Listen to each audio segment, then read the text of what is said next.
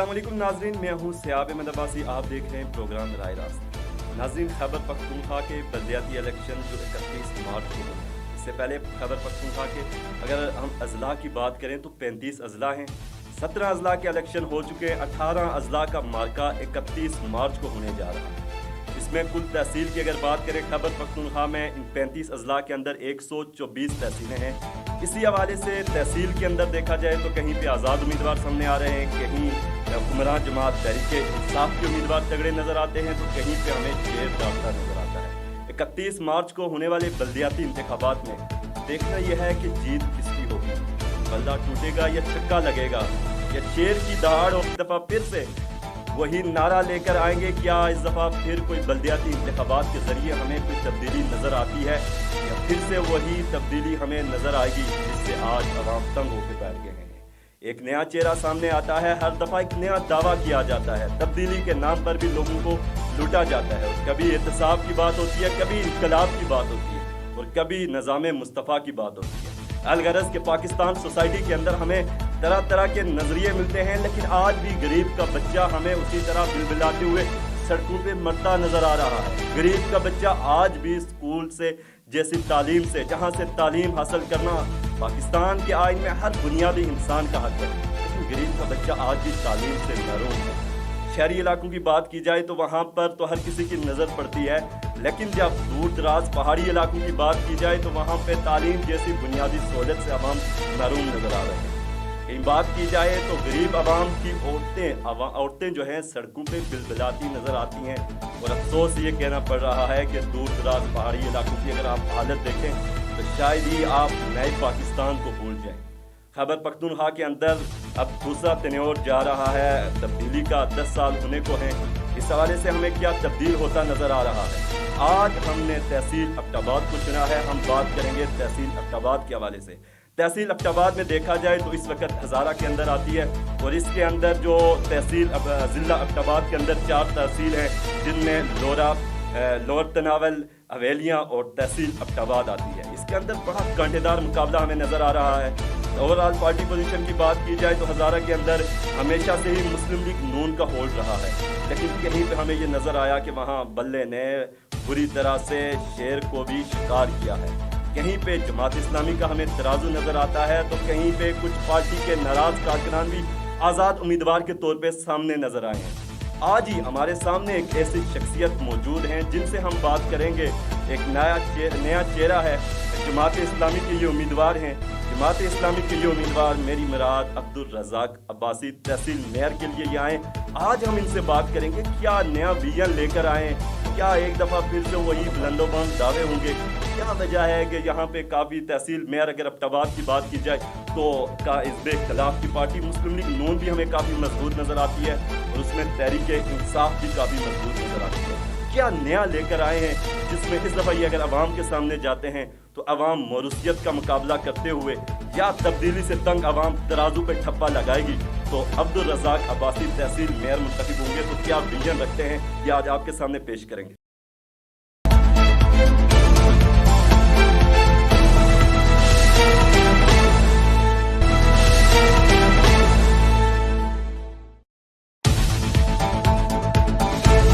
तहसील mayor के उम्मीदवार जमात इस्लामी के अब्दुल रज़ाक अब्बासी हैं, काफ़ी अवाम में पॉपुलर हैं इस वक्त। इनसे हम बात करेंगे। अब्दुल रज़ाक अब्बासी साहब, ये मुझे बताएं कि आप इस वक्त अब्टाबाद की तहसील से आप इलेक्शन के लिए सामने आए, क्या विजन लेकर आए इस दफ़ा? क्या कुछ ख़ास विजन है आपके पास जिससे आप समझते हैं कि अवाम इस दफ़ा तराजू पे मोहर लगाएगी?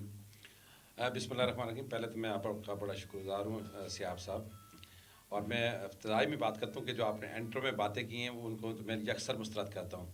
एक तो ये है कि इस वक्त जो पीटीआई की है वो बिल्कुल मजबूत जमात नहीं है, पीटीआई की हवा निकल चुकी है, और जैसे आपने पहले देखा कि 18 अजला में उसको बुरी तरह शिकस्त मिली है, तो इस तरह इंशाल्लाह एबटाबाद में भी पीटीआई को बुरी तरह शिकस्त मिलेगी।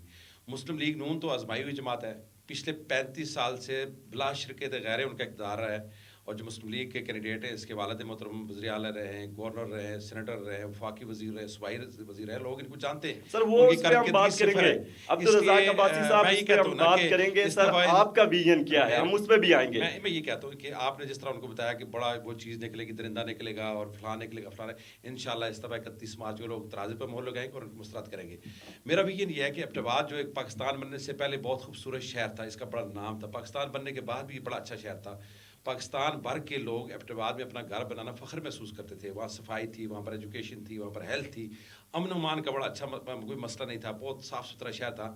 لیکن آج یہ کچرا کنڈی بن چکا ہے ایبٹ آباد. ایبٹ آباد گندگی کا ڈھیر بن چکا ہے. ایبٹ آباد کے ارد گرد کوئی بائی پاس نہیں ہے, ایبٹ آباد کے پاس انٹرچینج نہیں ہے. ایک آپ ایریا سے اگر آپ منڈیا تک کا سفر کریں جو صرف چند منٹوں کا سفر تھا, 2 گھنٹے لگ جاتے ہیں.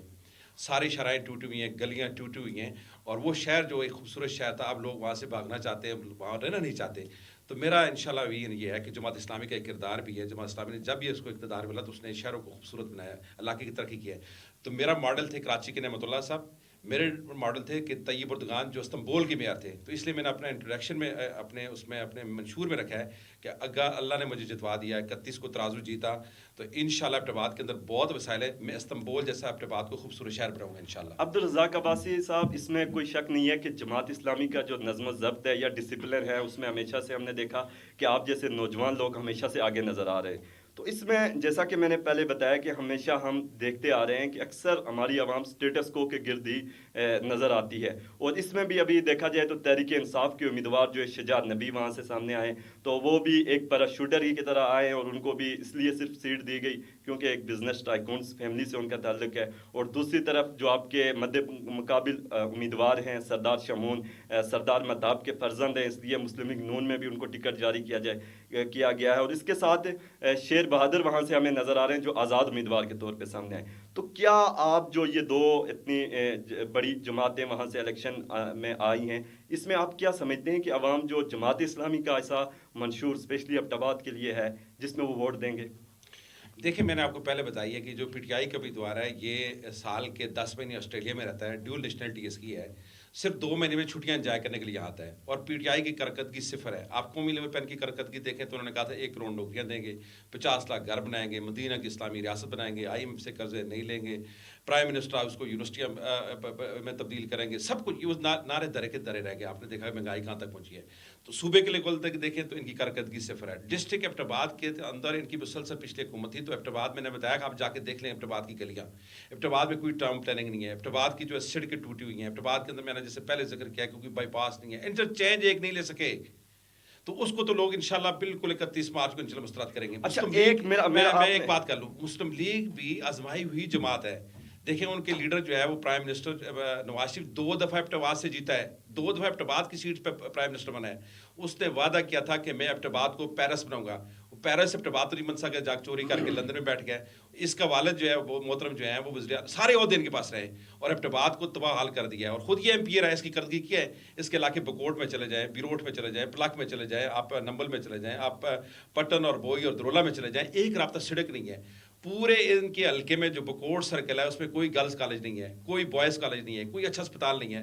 تو لوگ کس طرح ان کو دوبارہ دیں گے؟ آپ لوگوں میں شعور آ چکا ہے اور انشاءاللہ لوگ 31 مارچ کو صرف ترازو پہ مہر لگائیں گے انشاءاللہ. اچھا عبدالرزاق عباسی صاحب, یہ بتائیں کہ جماعت اسلامی کو اگر ہم دیکھیں کہ پہلے جو تحریک انصاف کی گورنمنٹ تھی پچھلی کے پی کے اندر, پہلے اس کے اندر وہ کولیشن گورنمنٹ کے اندر بھی موجود تھی, اس دوران جماعت اسلامی کا ایبٹ آباد کے لیے اوورآل کیا کردار رہا ہے؟ دیکھیں, ایبٹ آباد سے تو جماعت اسلامی کا کوئی M N A M P A نہیں تھا, وہ دیر سے ہمارے لوگ جیتے ہوئے تھے اور ایک کولیشن گورنمنٹ تھی, اور جو انہوں نے معاہدے کیے تھے وہ ان معاہدوں پہ عمل درآمد کیا ہے. تو لہٰذا ایبٹ آباد کے لیے اس کے باوجود ہمارے وزیر بلدیات تھے, تو اس نے ڈویژنل ہیڈ کوارٹر کے اربوں روپیہ رکھا تھا. لیکن بدقسمتی سے ان کے بعد جب ہماری گورنمنٹ چلی گئی تو اس گورنمنٹ نے یا تو پیسہ ضائع ہو گیا ہے, کوئی کھا گیا ہے, کوئی عریپور اور دوسرے اضلاع میں شفٹ کر گئے, اور یہاں کی پی ٹی آئی کی قیادت کچھ بھی نہیں لے سکی. تو اس لیے میں سمجھتا ہوں کہ ہمارے پاس تو ایسا نہیں تھا, لیکن جو تھا سب سے زیادہ ہم نے کارکردگی دکھائی ہے اس میں. اچھا, آپ کو میرا ایک سوال ہے, آپ کیا سمجھتے ہیں کہ اگر ڈیلیور کرنے کے لیے کتنا ٹائم پیریڈ آپ کے پاس ہونا چاہیے, یا جماعت اسلامی کے پاس کتنا ٹائم پیریڈ ہو تو ڈیلیور کر سکتی ہے؟ دیکھیں, جس طرح گورنمنٹ نے ہمیں 4 سال دی ہے, میں کہتا ہوں میں انشاءاللہ پہلے 1 سال کے اندر میں ڈیلیور کرنا شروع کر دوں گا, اس لیے کہ ایبٹ کے یہ اندر آپ بہت اپنی بات کریں یا اوور آل جماعت اسلامی کی بات اوور کریں؟ آل جماعت اسلامی کے جہاں لوگ رہے ہیں کراچی کے اندر دیکھیں نعمت اللہ صاحب رہے پہلے سال ہی انہوں نے کراچی کو آپ کیا بدل کے رکھ سمجھتے ہیں دیا. ایک سال انف ہوتا ہے کسی کو اپنی کارکردگی کو شو جی کرنے کے لیے؟ میں اس لیے کہتا ہوں کہ ایک سال میں ریونیو جنریٹ کرنا ہوتا ہے کیونکہ بنیادی طور پر میرا کام تو یہ میونسپل سروسز پرووائڈ کرنا لوگوں کی اور میونسپل سروسز تب پرووائڈ ہوں گی جب ان کے پاس پیسہ آئے گا. پیسہ تب آ سکتا ہے جب آپ کو ایک سال کا ٹائم ملے, آپ ریونیو کلیکٹ کریں, آپ این ایف سی سے پیسے لیں, آپ پی ایف سی سے پیسے لیں, آپ کلیکشن بہتر کریں, آپ کرپشن کو ختم کریں. تو ایک سال میں میرا ایک تو دعویٰ ہے انشاءاللہ کہ میں کرپشن کو زیرو لیول پہ لے آؤں گا انشاءاللہ, یہ میرا دعویٰ ہے. ہمارے یہ جو ایبٹ ٹاؤن کمیٹی تھی یہ مقروض ہوا کرتی تھی میونسپل کمیٹی, ہمارے عنایت اللہ صاحب وزیر تھے تو پہلے سال ہی ہم اس کو پرافٹ پہ لے آئے. الحمدللہ ہم نے اس کی کروڑوں روپے میں اس کی ریونیو لے آئے. تو پہلے سال میں ہم ریونیو جنریٹ کریں گے اور اگلے سال انشاءاللہ اس کی ڈلیوری شروع کر دیں گے اور انشاءاللہ ایبٹ کو اگر ایک سال آپ سمجھتے ہیں انف ہے تو متحدہ مجلس عمل جب گورنمنٹ میں تھی کے پی کے اندر جماعت اسلامی کولیشن پارٹی تھی, اس وقت آپ نے 5 سال کے اندر ایبٹ کے لیے کیا کیا؟ دیکھیں تب بھی اس وقت میں ہمارا صرف ایک ہمارا جماعت اسلامی کا تو نہیں تھا, جے یو آئی کا ایک ایم پی اے تھا. آپ ایبٹ میں جا کے پوچھ لیں کہ سب سے زیادہ ترقیاتی کام ایم ایم اے کے دور میں ہوئے ہیں. پورے گلیات کے اندر سڑکوں کا جال بچ گیا ہے. ایبٹ کے اندر گرلز کالج بنے, ایبٹ کے اندر ڈگری کالجز بنے, ایبٹ کے اندر جو ہے وہ پانی کی اسکیمز آئی ہیں, بہت بڑی اسکیم پانی واٹر سپلائی اسکیم آئی ہے. بکور سرکل کے اندر ہمارے دور میں قائم ہوئے ہیں. حالانکہ اس کے باوجود کہ ہمارا بہت شیئر کم تھا ایم ایم اے میں, لیکن اس کے باوجود بھی پچھلی حکومتوں کے مقابلے میں, حالانکہ میں اس کا مخالف ہوں جو ہمارا جو ایم ایم اے کا وہاں سے کینڈیڈیٹ تھا, لیکن اس کی کارکردگی ان دوسرے لوگ مسلم لیگ اور پی ٹی آئی سے بہت اچھی رہی ہے. تو آپ سمجھتے ہیں, آپ کہتے ہیں کہ ایک سال کے اندر ڈیلیور کر سکتے ہیں, ایم ایم اے کے ساتھ آپ رہیں, 5 سال بھی گزار دیے, تو ابھی بھی شہر کے اندر مسائل موجود ہیں. آپ نے ایسا انفراسٹرکچر وہاں پہ کیوں نہیں رکھا تھا کہ آنے والی حکومتیں اسی انفراسٹرکچر پہ کام کرتی اور ایبٹ جیسے شہر کو مزید خوبصورت بناتی؟ میں نے آپ کو بتایا نا کہ اس وقت جو ہمارے ہاتھ میں تھا تو 17 ارب روپے کی گریوٹی فلو اسکیم ایبٹ کو ہم نے دی ہے. 17 ارب روپے کی گریوٹی فلو اسکیم دی ہے. میں نے بتایا کہ ہم نے کالجز بنائے, ہم نے جو ہے نا وہ گرلز کالج بنائے, ہم نے اسپتال کی اپ گریڈیشن کر دی ہے. آپ نے وہ کالجز کے کچھ نام لے سکتے ہیں, آپ وہ کالجز کے نام لے سکتے ہیں جو ایبٹ میں آپ کے دور میں بنے؟ میری بات سنیں جی, بالکل میں بتا سکتا ہوں کہ جب یہ وزیر اعلیٰ بنے, ایبٹ سے جو یو میڈیکل کیمپس بنا تو ڈی ایچ کیو کو بالکل ختم ہی کرنا چاہ رہے تھے.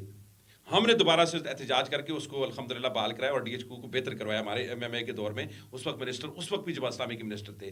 ہم نے ایبٹ میں جو منڈیا میں بوائز کالج ہے وہ ہم نے بنایا, منڈیا میں گرلز کالج ہم نے بنایا, ایک اور کامرس کالج ہم نے بنوایا, ملک پورہ کے اندر ابھی کالج ہم نے زمین دے کے بنوایا الحمدللہ, اویلیا کے اندر ایک کالج بنوایا, تو نتھیا گلی کے اندر ہمارا ڈگری کالج بنایا تھا. اسی دور کی ساری کارکردگی ہے الحمدللہ. تو تھوڑے سے ٹائم میں جہاں ایبٹ کا شیئر بھی نہیں تھا تو ایم ایم اے کے دور میں کارکردگی مثالی رہی ہے. تو آپ کیا سمجھتے ہیں کہ تحصیل میئر منتخب ہونے کے بعد آپ ایبٹ کا نقشہ بدل دیں گے؟ انشاءاللہ 100%. مجھے پورا یقین ہے. میں نوجوانوں سے کہتا ہوں, اپنے بہن بھائیوں سے کہتا ہوں, بزرگوں سے کہتا ہوں کہ ایک دفعہ آپ ترازو پہ مول لگا کر جماعت اسلامی کے اقتدار والے کریں. جماعت اسلامی کا ایک شاندار ماضی ہے, جہاں کہیں بھی اس کو اقتدار ملا اس نے ڈیلیور کیا ہے. میں کرپشن کو ختم کروں گا انشاءاللہ. میرا پروگرام ہے کہ ایبٹ میں جو ٹریفک کا مسئلہ ہے, سب سے بڑا مسئلہ, اس کو حل کروں گا انشاءاللہ. بائی پاس بنائیں گے, ہم انٹرچینج ان سے ہم لیں گے انشاءاللہ. ہاسپٹلس کو اپ گریڈ کریں گے. ٹورزم کا مرکز ہے ہمارا گلیات, اور ٹورزم آج ختم ہو چکی ہے. عبدالرزاق عباسی صاحب, سوری ٹو سے یہ باتیں ہمیں زبانی کہتے ہوئے تو بڑی اچھی لگتی ہیں, کیا اس کے لیے آپ نے کوئی پیپر ورک کیا ہے؟ بالکل, میرا منشور بالکل سامنے ہے, اللہ کا شکر ہے. میں نے کہا کہ اربوں روپے کی آپ کے منشور کے اندر ٹاپ پریورٹی کس چیز کو دی گئی؟ میری سب سے ٹاپ پریورٹی تو ایجوکیشن ہے. اللہ کا شکر ہے کہ میں فنی تعلیمی ادارے بھی کام کروں گا اور جدید تعلیمی ادارے بھی کام کروں گا. اس لیے کہ نوجوان بے روزگاری سے تباہ حال ہو رہے ہیں, خودکشیاں کر رہے ہیں, بے روزگاری عام ہے. تو روزگار جنریٹ کرنے کے لیے میں مارکیٹ, اس میں ٹورزم ہے, اس میں جنگلات ہے, اس میں معدنیات ہے, اس میں ایبٹ کے اندر فنی تعلیمی ادارے کا ڈیجیٹل سٹی میرا آئیڈیا ہے کہ انشاءاللہ میں ڈیجیٹل سٹی بناؤں گا. ایبٹ کو جو انشاءاللہ جو ہے نا وہ اپ گریڈ کر کے اس کو بہتر کروں گا تاکہ نوجوانوں کو روزگار ملے. دوسری میری ترجیح یہ ہے کہ میں ہیلتھ کے سسٹم کو امپروو کروں گا, ڈی ایچ کو اسپتال کو امپروو کروں گا, گلیات پہ اچھا ہاسپٹل بناؤں گا, بکوٹ سرکل میں اچھا اسپتال بناؤں گا, شیروان سرکل میں. اور تیسری میری ترجیح جو ہے وہ, چوتھی ترجیح جو ہے وہ میری کمیونیکیشن سسٹم ہے. ٹریفک جام ہوتی ہے پورے ایبٹ میں, تو اس کے لیے بائی پاس کی بھی ضرورت ہے, انٹرچینج کی بھی ضرورت ہے, اور گلیاں اور روڈ کی کشادگی کی بھی ضرورت ہے. اور پانچویں ترجیح میرا صاف پینے کا پانی ہے. ایبٹ میں گندا پانی ہے, لوگ بیماریاں, جس سے بیماریوں کا برا حال ہو گیا ہے, لوگوں کے گردے تباہ ہو چکے ہیں. लोगों के लिवर तबाह हो चुके हैं और उस पर कोई किसी को एहसास नहीं है, तो साफ पीने के पानी का मसला हल करूँगा इंशाल्लाह इंशाल्लाह। और मैंने कहा है ना, मेरा विजन है कि इंशाल्लाह मैं इस्तांबुल जैसा खूबसूरत शहर बनाऊंगा। ये दावा नहीं है, मैं कर सकता हूँ, इसलिए कि वसाइल मौजूद है, लेकिन चोर की आदत बैठी हुई है। नाज़रीन, अब्दुल रज़ाक अब्बासी साहब हमारे साथ मौजूद हैं। इस वक्त हम ब्रेक पे जाएंगे। ब्रेक पे वापसी के बाद जब हम आएंगे तो इनसे कुछ ऐसे ही सवालात करेंगे कि आगे 5,90,000 के करीब वोटर है वहाँ पे, तो किस तरह अपना मंशूर आवाम तक पहुँचाएंगे, इसी पे बात करेंगे।